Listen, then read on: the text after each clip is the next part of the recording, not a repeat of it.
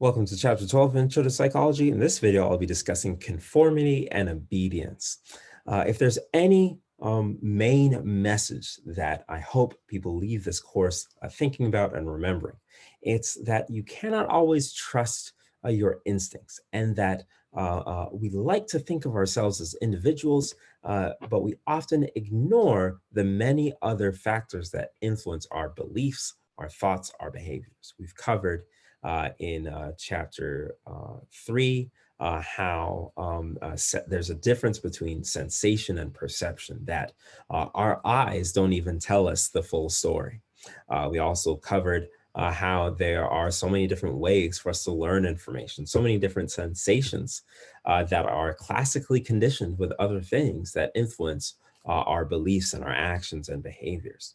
We also described how our personality can be shaped depending on the situation that we're in.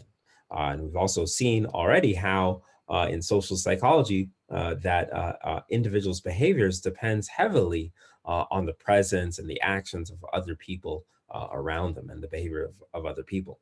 And so in this video about conformity and obedience, we'll see a particular application of that, how we like to view our own behaviors when we're judging ourselves and judging why we do things. We like to say, I do this because I'm an individual. I think for myself. I vote for this particular party because that's what I believe in. Or I support this sports team because that's what I think is the right thing to do. They're the right team to support. Or I want to go to this school because I think this is the right school for me. Like I've made this decision by ourselves. And we totally ignore, definitely tend to ignore the situational as well as the social influences and social pressures that influence all of our decisions, all of our beliefs, all of our behaviors and preconceived notions. Take a look at this brief comic. So there's 3 individuals standing there, 3 high school students, and one of them says, high school uniforms, can you imagine everyone wearing the same thing every day? How preposterous. That would be ridiculous. And then this next kid arrives and says, dude, where'd you get that shirt? And it kind of looks like they're all wearing the same shirt, and they're all wearing the same style of pants, and they're all wearing the same hat, backwards, right? And it's this kind of interesting phenomenon of, if you overtly say for everyone to do the same thing, it's looked at, oh, that's weird, or that's infringing on my freedom, or that's tyranny, or that's strange for people to do. That's not something I want to submit to. And in some cases, that can be true. There are real examples of tyranny and of oppression in society. But we often make that attribution, and also at the same time downplay the ways in which we are already influenced by other people, that we already do the same things as other people without really paying attention to it, that we already dress alike in high school based on what other people think are cool. But yet if someone says wear uniforms, then all of a sudden we are suddenly offended. And so there's a myth, or I should say, I've talked a lot about how the Western cultures, particularly the United States, is really considered to be an individualistic culture. And some people would say that our society has become more individualistic over time. And I would say that's kind of a myth. What's increased is that we tend to overestimate how autonomous our behavior is, and tend to underestimate how our behavior is influenced by the behavior of others, or the beliefs or attitudes of other people. So this brings us to the concepts of conformity and obedience. When we say obedience, we're talking about a change of behavior to please an authority figure to avoid aversive consequences. So I obey the police officer when they say to pull over. I pull over because I'm following a direct command. That is obedience, because there's an authority figure, and in order to avoid any consequences, I'm going to obey that authority figure.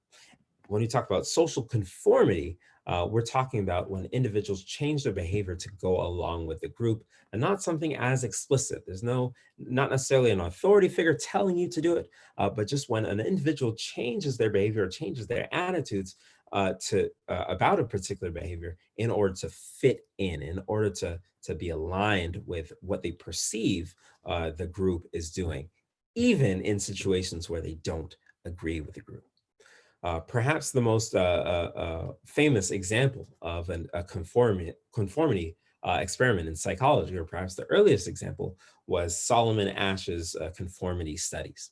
What he did in this study back in 1956 was to recruit several college students, male and female college students, to participate in this exercise where they were shown a series of lines and asked which lines were of similar length. So they'd be shown lines 1, 2, and 3, and would be asked, is this line or I should say, which this line here is the same as which of these lines over here? So 1, 2, or 3.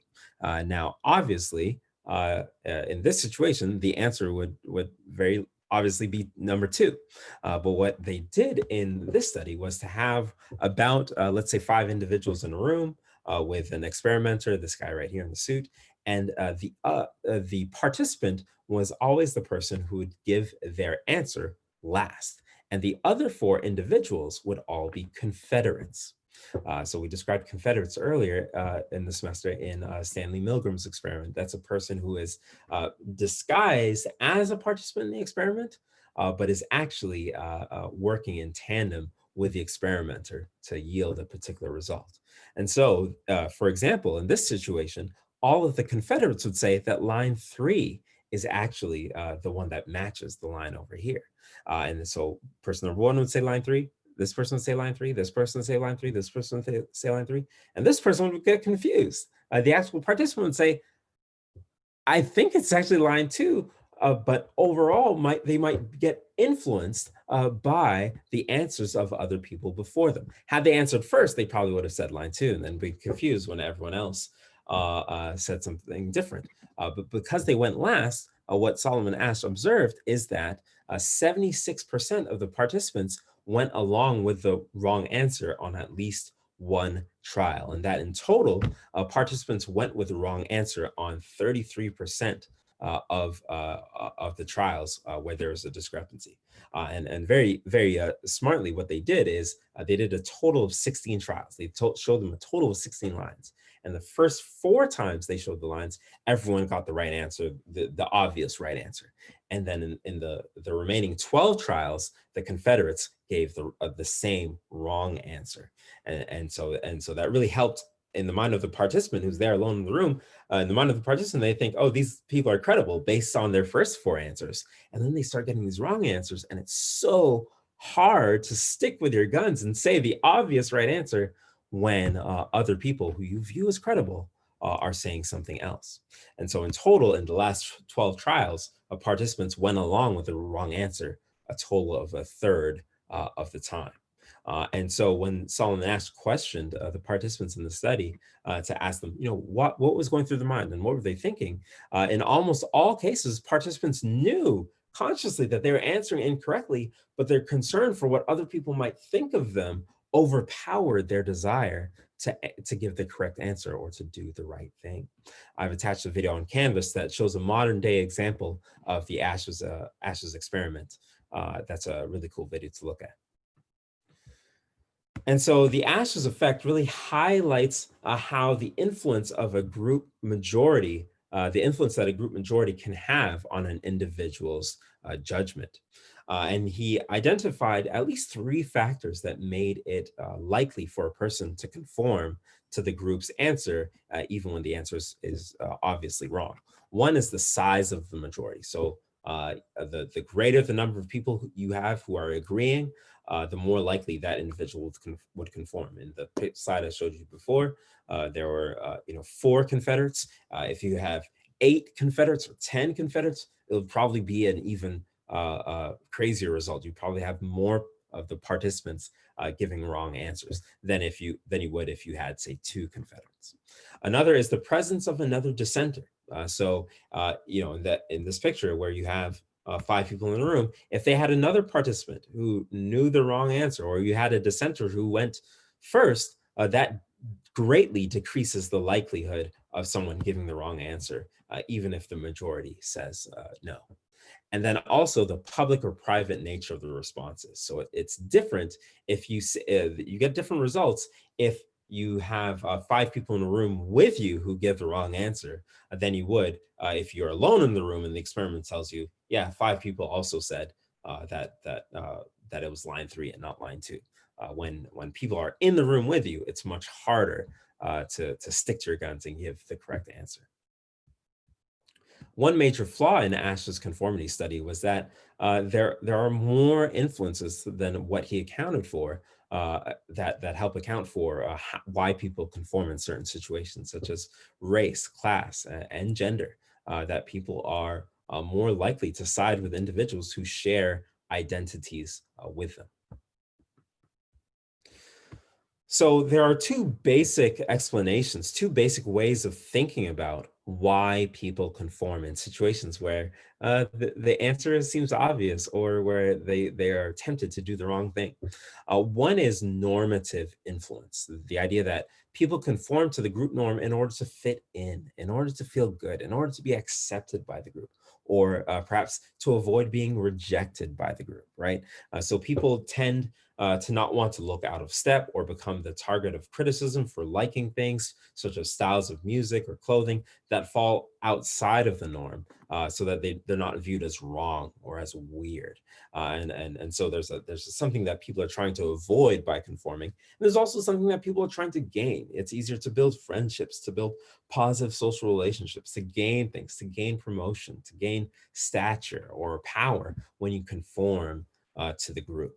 And so examples of normative influence, Ash's conformity experiment, that people wanted to fit in.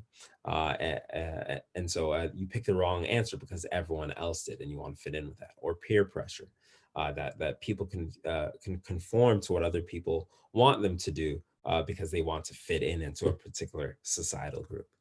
The other way of thinking about conformity is informational influence.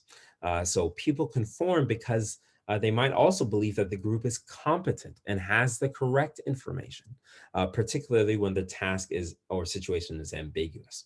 This also applies to Asher's conformity experiment. That by giving the Confederates having the Confederates give the correct answers in the first 4 trials, it helped them look competent, right? If they had started off giving wrong answers, it would be easier for the participants to say, all right, you guys are crazy. But because they started off with good answers, it was easier for them to think, it was easier for participants to think, okay, maybe I should go along with these people because they were right the first 4 times and I don't want to look weird. So those two things, that I don't want to stand out from the group, as well as the people who are in my group or the people I'm around, I think that they're competent. Those are two important influences on or reasons why people conform to a particular group. So a great example of informational influence is like being in an elevator, right? Have you ever been in an elevator that has like, that can open in the front and can also open in the back, right? Our natural inclination when we go into an elevator is to, turn around and face the door, to face, where you walked in from. But, you might go into an elevator where it might open on in the back, and some people might walk in and know which floor they're getting on and face the other way. And so there's been many videos and many shows that have done experiments like this where you have people in the elevator face the other way. And even when it's the case, when there's no door on the other side, uh, just the behavior of other people facing a particular way and building that social norm can influence an individual's behavior to do the same and to conform in that situation. Another example is with advertising and with customer reviews. People tend to choose items, particularly when shopping online, that are or make their decisions based on the decisions of other people. So, for example, if you look at these headphones that all have the same price, this one here at the top, over 15,000 reviews, over 4.5 stars. That would probably suggest that these are a pretty good pair of headphones. Whereas this one has fewer reviews and has also only 4 stars. That kind of brings up a red flag. Not as many people probably bought this one, and it probably might have a few more bugs with it. Might not be as high quality. And then this headphone down here has 5-star reviews. It was perfect, but it was only reviewed by one person. So it's kind of like, I don't know if that's valid or not. And so, what if those are the kinds of thoughts that are going through your mind? These are forms of informational influence that you are saying that the people who are providing these ratings are indeed credible. They're probably credible people who've bought these headphones, and I should go with their judgment. We are and in that situation, you're downplaying any other explanations for why these headphones might be rated in that particular way. Maybe these headphones are brand new. Maybe they're actually really good, but not a lot of people have bought them yet. Maybe these headphones are much better than these other ones, but because they're so new, it hasn't gotten a whole lot of reviews, and many other situational explanations for why someone might prefer a different style of headphones. Me personally, I'd probably Audio Technica is a good brand. That's another form of social influence that the brand or the name recognition that a brand carries might influence your decision and might overpower your thoughts about how other people have rated a particular brand of any product. And so these ways of thinking about conformity differ from obedience. When we talk about normative influence or informational influence, these are really subconscious processes. These aren't things that people tend to say explicitly out loud. These are things that are going on in the background and that are influencing our behavior every single day, often going unnoticed. More explicitly is the concept of obedience, how people can be influenced to behave or change their attitudes or change their behaviors when given the right set of circumstances. So we discussed earlier this semester the famous Milgram experiment, Milgram's obedience experiment. It's not called a Milgram's conformity experiment. It's called Milgram's obedience experiment because there was an experimenter who provided explicit commands to the participant, telling them to keep providing the electric shocks and to keep going when the confederate, the learner, was getting wrong answers. And Milgram showed that 2 out of 3 of the participants, 65%, continued to administer shocks until the confederate, the learner, was unresponsive, and they were told that they might be in danger of killing them, right? That the shock box was marked with, 3 letters X, saying that, this is the dangerous level. And so he concluded that given the right set of circumstances, people can become compliant to do things that they would never do outside of those circumstances. So the takeaway message is really that we tend to overestimate how autonomous we are and tend to underestimate how situational factors or how other people's behavior might influence our own behavior and attitudes.